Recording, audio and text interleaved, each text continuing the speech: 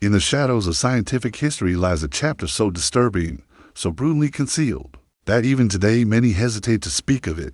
It is the story of experiments where curiosity crossed every line of humanity, where living beings, both animals and enslaved humans, were treated as disposable tools in the pursuit of knowledge. Behind the polished image of scientific progress existed cold rooms, iron restraints, screaming subjects, and men who believed that intellect gave them the right to play God. Monkeys were subjected to terror-inducing trials, while enslaved men and women were forced into unimaginable pain, all under the guise of research that society later praised without acknowledging the suffering. At its core, this is the grim side of science, a world where ethics were abandoned, compassion was silenced, and the quest for discovery became indistinguishable from cruelty. The hidden laboratories were never meant to be discovered by ordinary eyes, for their very existence depended on secrecy thicker than the walls that enclosed them. They were often buried beneath respectable institutions, tucked behind shuttered windows, or disguised as harmless storage buildings on vast plantations.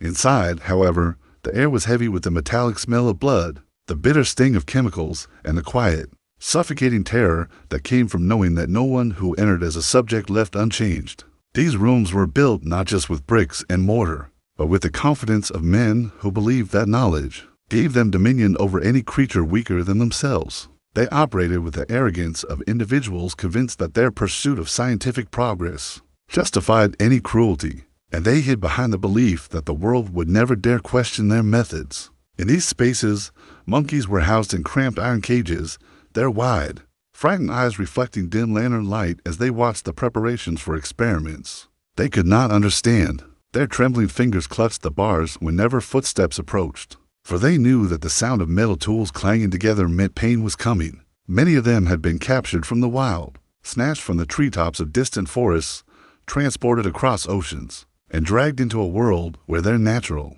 instincts became weapons used against them by the experimenters, who saw their fear as an opportunity. Yet, the darkest truth of these laboratories was not the treatment of animals, horrible as it was. It was the presence of enslaved men and women who were brought in through hidden doors at night, escorted by overseers who had been ordered to silence any cries that might escape the walls. These individuals were not seen as human by the men in white coats. They were cataloged as specimens, referred to in cold, clinical terms, stripped of their identities, and reduced to living instruments upon which theories could be proven or disproven. They were forced to lie on wooden tables too narrow and too rough to offer any comfort, tied down with leather straps while scientists hovered over them with pens in hand and needles ready. The enslaved people's breaths came quick and shallow as they listened to the unemotional voices above them discussing their bodies as if discussing the inner workings of a machine. Their pain, their screams, their tears were seen as data points, nothing more. The laboratories were designed to hide the suffering completely. Windows were covered with thick black cloth or boarded shut. Doors were reinforced to mute sound.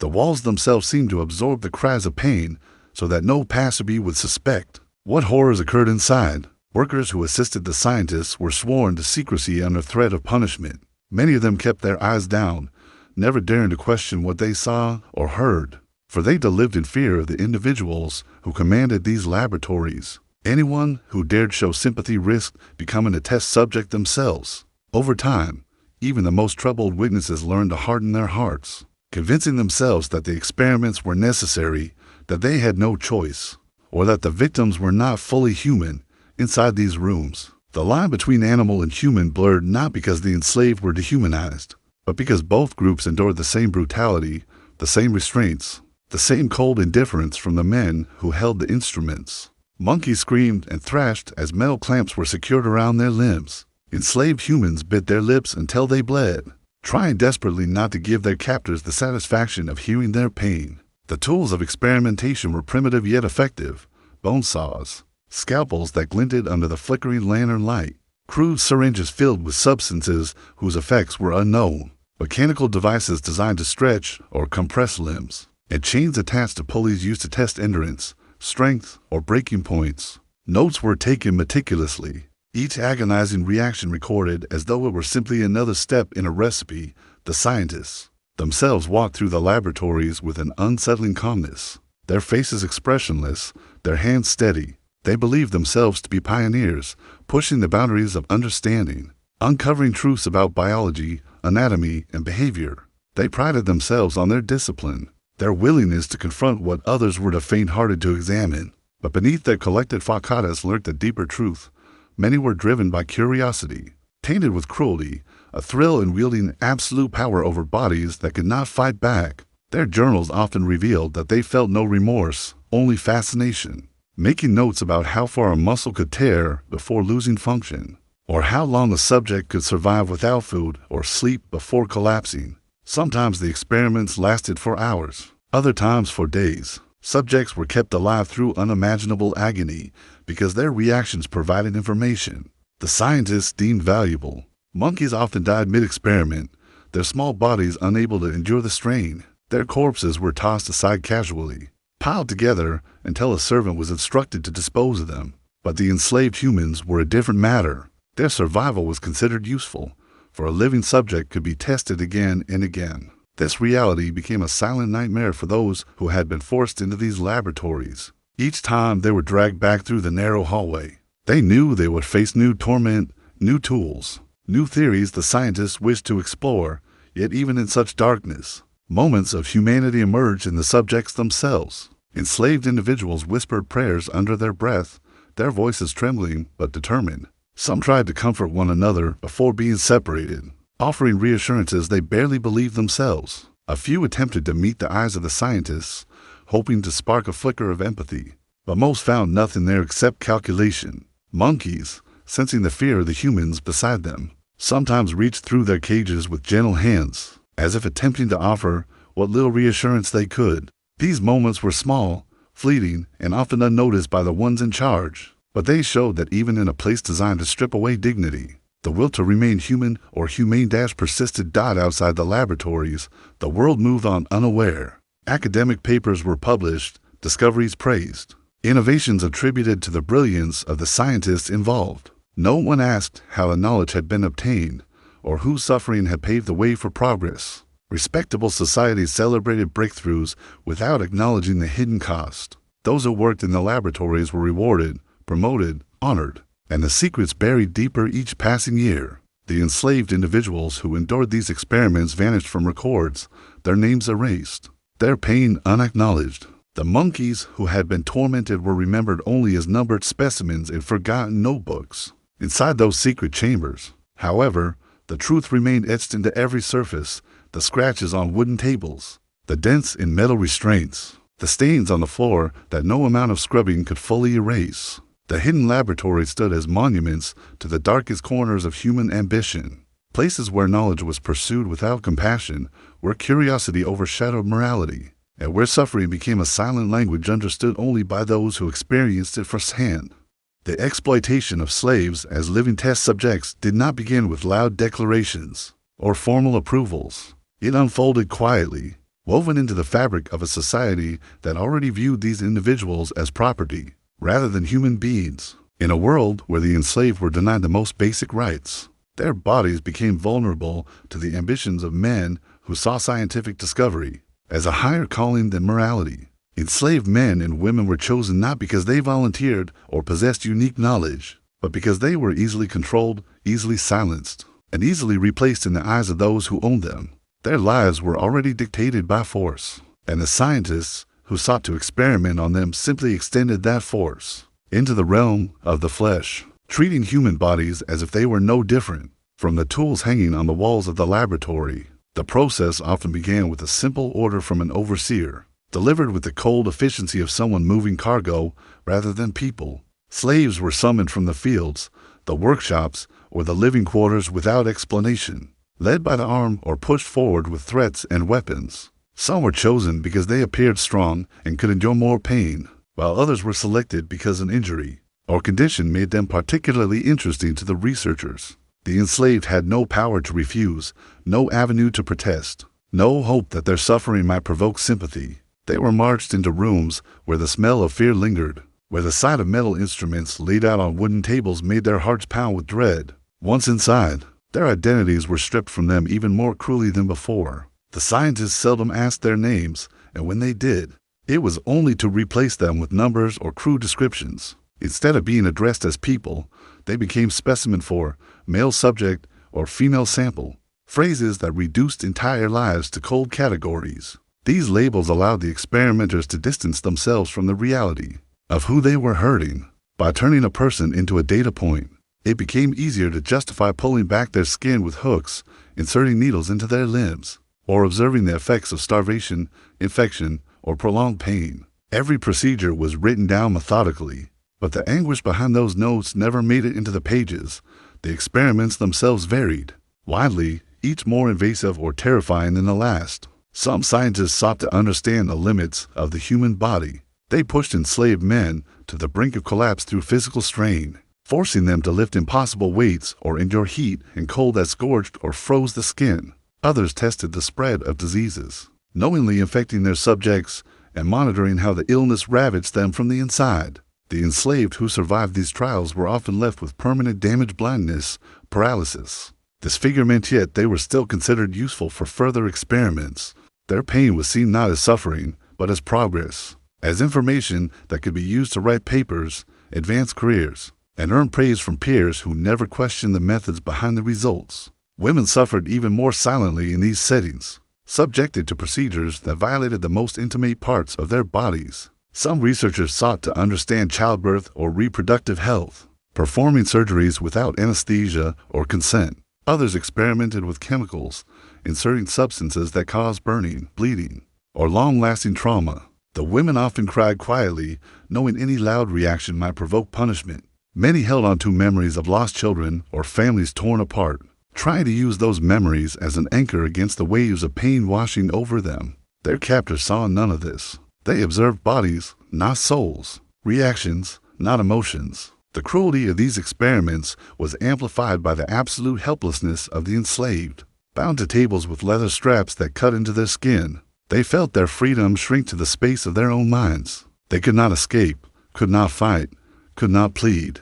When they screamed, the walls swallowed the sound. When they struggled, the restraints dug deeper. When they fainted from pain or terror, they were revived only to be subjected to more suffering. Their tears fell on a wooden board stained by those who came before them, merging into a history that no official record was willing to acknowledge. And yet, even within this nightmare, the enslaved held on to fragments of their humanity. Some whispered to one another in their native languages when no overseer was listening, offering comfort or sharing small acts of defiance, like refusing to make eye contact with the scientist who hurt them. Others prayed silently, gripping whatever faith remained to them. A few sang under their breath, letting the soft hum of a remembered melody remind them that they were more than the number assigned to them. These small rebellions may have seemed insignificant to outsiders, but for those living inside such constant fear, they were acts of survival. The scientists, meanwhile, built their reputations on the backs of these broken bodies. They wrote articles filled with graphs, observations, and conclusions, presenting their findings to academic audiences who applauded the advancement of knowledge. None of those audiences questioned how the data had been gathered. None asked whether the subjects had suffered. The prestige of discovery overshadowed any whispers of wrongdoing, and those whispers rarely escaped the walls of the laboratories anyway. The enslaved who were experimented on did not get to tell their stories. They were returned to their owners, often with scars or disabilities that made their already brutal lives even harder. Some died slowly in the days that followed, their bodies unable to recover from the trauma inflicted in the name of science. The impact of these experiments extended far beyond the individuals who endured them. Entire communities of enslaved people lived in fear of being summoned to the laboratory. Mothers held their children closer, terrified that a slight sickness or injury might draw the attention of the wrong person. Men avoided showing weakness, knowing that weakness might be interpreted as an opportunity for study. Rumors spread quietly among them, stories of those who entered the rooms with the covered windows and never returned, tales of pain too horrifying to fully describe. These stories created a constant, invisible cloud that hung over every enslaved life, adding another layer of terror to an existence already defined by oppression. Even generations later, the legacy of these experiments lingered. The knowledge gained from these brutal practices was absorbed into scientific understanding, without acknowledgement of its origin. The victims became ghosts in the footnotes of history, their suffering omitted from textbooks, their voices silenced by those who benefited from their pain. But beneath the silence, the truth remained embedded in the scars of descendants. The memories passed through whispered stories, the quiet anger of those who sensed injustice long before it was openly discussed. The exploitation of slaves as test subjects stands as one of the darkest intersections of power, ignorance, and ambition, a reminder of how easily human beings can be stripped of everything when society refuses to recognize their humanity. The scientists who carried out these brutal experiments believed themselves to be men of reason, guided by logic and the promise of discovery. Yet they operated in a moral vacuum so profound that their actions revealed more about the human capacity for cruelty than about any scientific truth they claimed to pursue. Their laboratories were built on the assumption that knowledge existed above ethics, that the suffering of certain beings, whether monkeys or enslaved humans, was an acceptable price for answers they felt entitled to obtain. They viewed themselves as pioneers, as intellectuals bravely confronting mysteries others were too timid to explore, and this self-image allowed them to ignore the pain happening inches from their hands. In their pursuit of understanding, they lost the ability to see the humanity in those they tested upon, treating life itself as material to be molded, cut, manipulated, and discarded once it had served its purpose, a central justification they often repeated, both aloud and in their journals, was the belief that progress required sacrifice. But the sacrifice they spoke of was always someone else's, never their own. They framed their work as noble, insisting that the future would remember them for their contributions, while forgetting the methods they used. This mindset created a dangerous arrogance, a conviction that morality was a burden for lesser minds. In conversations with their peers, they spoke clinically, with words carefully chosen to remove all emotion. Pain became response, fear became stimulation, a scream became vocal indication of stress, and death became termination. By changing language, they changed perception, turning acts of torture into tasks of research and convincing themselves that they were merely observers, not the cause of the suffering. The enslaved people and monkeys subjected to their procedures were stripped of their identities, not just physically, but conceptually. The scientists divided living beings into categories of usefulness, reducing them to biological puzzles to be solved. They believed that the enslaved were inferior and therefore expendable, a mindset reinforced by the society around them that treated these individuals as property. Monkeys, too, were ranked in terms of their anatomical similarity to humans, making them valuable for early experimentation but ultimately replaceable. This hierarchical view of life allowed the scientists to distance themselves from empathy. They could perform procedures that caused unimaginable agony and walk away without a flicker of guilt, telling themselves they were simply doing what needed to be done.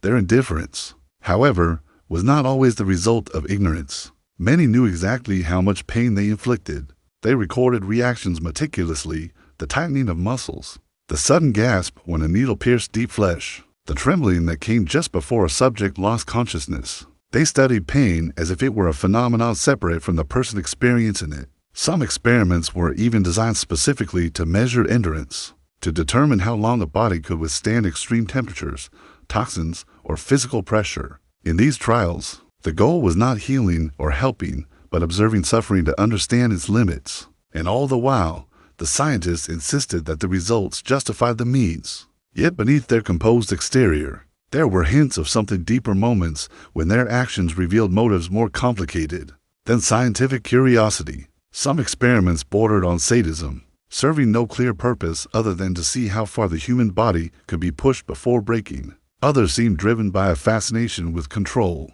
the thrill of having total power over another living being. It was difficult to admit this openly, even to themselves, so they buried such impulses under layers of academic language. They knew that their peers expected results, and in a world where prestige was earned through the novelty of findings, cruelty sometimes became the quickest path to success. Their ambition fed their moral blindness, making them more dangerous with each discovery they believed they were close to achieving. The environment they created further supported this collapse of ethics. In their laboratories, the normal rules of society did not apply. The enslaved were not seen as part of the community, but as assets, hidden away from public view.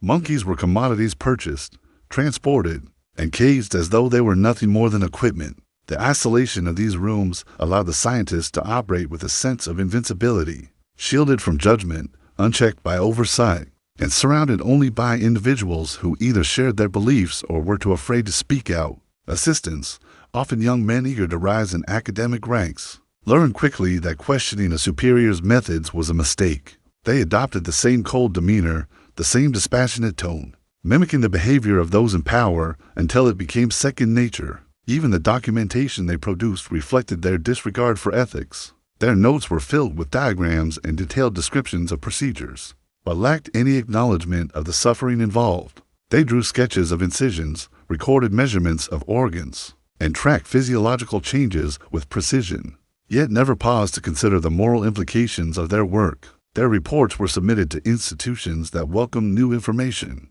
without questioning its origin. The academic world, hungry for breakthroughs, rewarded them with positions, funding, and respect. In this way, the entire system enabled and encouraged ethical blindness, creating a cycle where cruelty became a legitimate pathway to professional prestige. Some scientists, however, felt fleeting moments of doubt, moments when a subject's eyes met theirs, or when a scream sounded too human to ignore. But these moments were quickly suppressed. Doubt was seen as weakness, a threat to the identity they had constructed for themselves. To maintain their image as rational thinkers, they convinced themselves that emotion had no place in science. They believed that compassion clouded judgment, that empathy undermined objectivity. In pushing away these feelings, they allowed themselves to do things they might once have considered unimaginable. There were also those who took pride in their detachment, boasting to colleagues about their ability to remain calm while performing the most painful procedures. They viewed emotional distance as a badge of honor, a sign of their commitment to scientific rigor. Their conversations often drifted toward comparisons of endurance, not the endurance of their subjects, but their own ability to watch suffering without flinching. This culture of coldness spread through laboratories, creating environments where empathy was not merely discouraged, but actively rejected. Ethical concerns brought forward by outsiders were dismissed with disdain. When occasional questions arose, the scientists responded with rehearsed arguments about necessity, inevitability, and the greater good. They spoke of advancing medicine, of understanding diseases, of unlocking biological mysteries that could benefit future generations. These arguments, delivered with confidence and authority, often silenced critics, who lacked the specialized knowledge to challenge them effectively. And because the victims had no voice, their pain remained invisible, overshadowed by the impressive language of scientific progress. The ethics science ignored during these dark chapters were not simply overlooked. They were actively overwritten by a worldview that prioritized knowledge over humanity. The refusal to acknowledge suffering allowed the scientists to proceed without remorse, creating a legacy stained by the pain of those who had no choice. The shadows of these practices lingered even after the laboratories closed, shaping the boundaries of modern research and reminding future generations that intelligence does not guarantee wisdom, and discovery, without compassion, becomes indistinguishable from cruelty.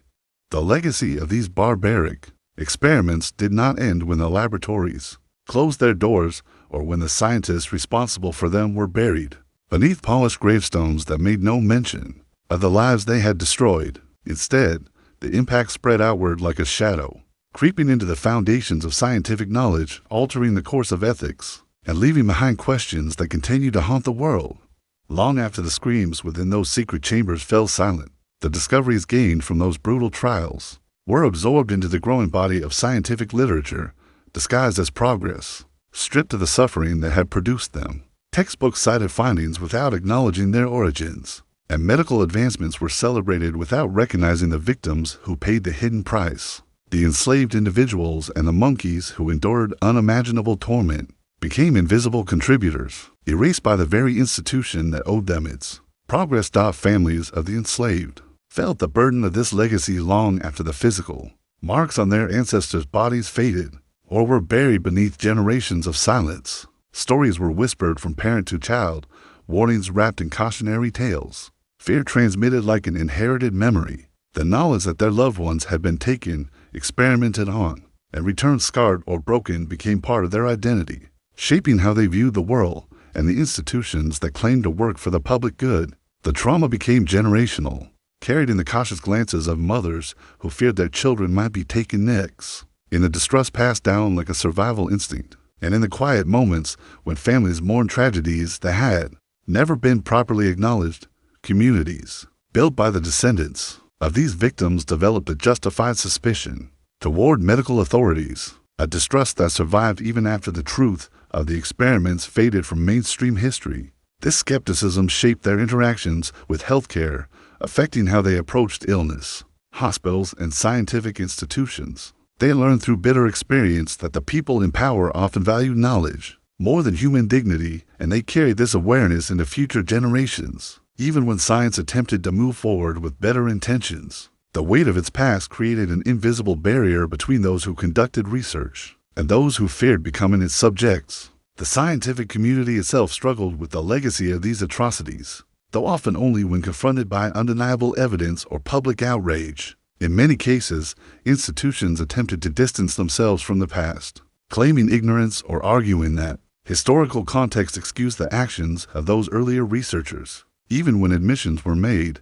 they were typically couched in language that softened the truth, describing the experiments as unethical by modern standards, as though the suffering had not been recognized as wrong even at the time. This reluctance to fully confront the past allowed a dangerous silence to persist, leaving moral wounds unhealed and turning victims into footnotes, rather than central figures in the story of scientific advancement. At the same time, the legacy of these experiments forced future generations of scientists to reckon with the boundaries of their own work. Ethics committees were formed, regulations were crafted, and oversight became a crucial part of research procedures. These changes were necessary, but they were also a direct response to the horrors committed by those who came before. Without the memory of these barbaric practices, the rules meant to protect human and animal subjects might never have existed. The moral framework of modern research was built on a foundation of pain, shaped by the need to prevent history from repeating itself. Yet even with these advancements, questions remained about whether society had truly learned from the past or had simply found better ways to hide its darker impulses. The scientists who once justified their actions with promises of progress left behind a complicated legacy. Some of their discoveries genuinely advanced medicine, saving countless lives in the future. But these achievements came tangled with the suffering they had inflicted. This created a moral paradox that society still grapples with. Can knowledge produced through cruelty ever be truly separated from the cruelty itself? Should discoveries born from suffering be celebrated? Or should they serve as constant reminders of the cost at which they were obtained? These questions linger in academic debates, in classrooms where medical ethics are taught, and in the minds of those who fear that ignoring the past might lead to similar darkness re-emerging in the future. There were also individuals whose lives were directly shaped by the consequences of these experiments, even if they were unaware of their connection. Innovations in surgical methods, treatments for diseases, and anatomical knowledge influenced generations of medical practitioners. Yet the origin of these breakthroughs was seldom discussed openly. Patients benefited from knowledge born of pain without ever being told whose agony had paved the way. This separation allowed society to enjoy the rewards of science while avoiding the discomfort of confronting its past, creating a divide between the truth and the version of history preferred by those in power. For those who study the history of science, the legacy of these experiments serves as a stark reminder of how ambition can distort morality. It exposes the ease with which brilliant minds can become blinded by their desire to uncover secrets, forgetting that the subjects of their studies are living beings capable of suffering. It shows how institutions can support cruelty when driven by the pursuit of prestige, and how society can turn a blind eye to abuse when the victims lack the power to speak. These lessons remain relevant, warning future generations about the potential consequences of unchecked authority, and emphasizing the need for vigilance, compassion, and accountability. The impact of these experiments also reached into the world of animal research, influencing how scientists approach the study of non-human creatures. The brutal treatment of monkeys in earlier eras sparked debates about the ethical boundaries of experimentation, eventually contributing to the development of animal welfare standards. These standards were often built in response to public outcry or exposure of past abuses, showing that progress in ethical conduct often arises only after great harm has been done. Yet even with new regulations, the moral questions remain complex. The relationship between human and the animals they study continues to be shaped by a history in which those animals were treated as disposable, a history that leaves behind uncomfortable reminders of how easily compassion can be overshadowed by ambition. In the broader cultural landscape, the legacy of these experiments influenced how stories of oppression, suffering, and injustice were told. Writers, activists, and historians uncovered fragments of the truth, piecing together the hidden narratives of those who had been sacrificed in the name of knowledge. These retellings became acts of reclamation, attempts to give voice to the voiceless and restore humanity to those long erased from official records. Yet even in these efforts, the full extent of the suffering often remained obscured, lost to time or deliberately erased by those who had something to gain from silence. The moral questions raised by these experiments did not fade with time. Instead, they grew more complex as science advanced into new territories: genetic engineering, artificial intelligence, brain manipulation, and other fields that push the boundaries of what humans can control. As new possibilities emerge, the old shadows rise again, reminding society that without strong ethical foundations, progress can easily slide into cruelty. Every new discovery, every technological breakthrough, carries with it an echo of the past, urging caution and responsibility. The dark legacy of these experiments remains a testament to both the potential and the peril of human curiosity. It challenges the notion that knowledge is inherently good and forces the recognition that the pursuit of discovery must always be balanced with compassion, empathy, and respect for the sanctity of life. It reminds the world that even the brightest minds can fall into darkness when ethics are ignored, and that the consequences of such choices can reverberate through generations, shaping not only the future of science but the very fabric of society itself. In the end, the truth cannot remain buried beneath laboratory floors or hidden behind the pages of polished research. The screams silenced by stone walls, the scars erased from records, the lives reduced to notes and numbers. These fragments rise again, demanding recognition. The legacy of these barbaric experiments reminds us that science without humanity becomes a weapon, curiosity without conscience becomes cruelty, and progress built on suffering is nothing more than a monument to moral failure. Those who were used, broken, and forgotten deserve more than silence. They deserve their story told with the weight it carries, their pain acknowledged, and their humanity restored. And as their shadows stretch across time, they leave behind a warning sharper than any blade used upon them. Knowledge earned through brutality is a debt the world can never fully repay, and the only hope of redemption lies in refusing to let history repeat the darkness it once accepted as truth.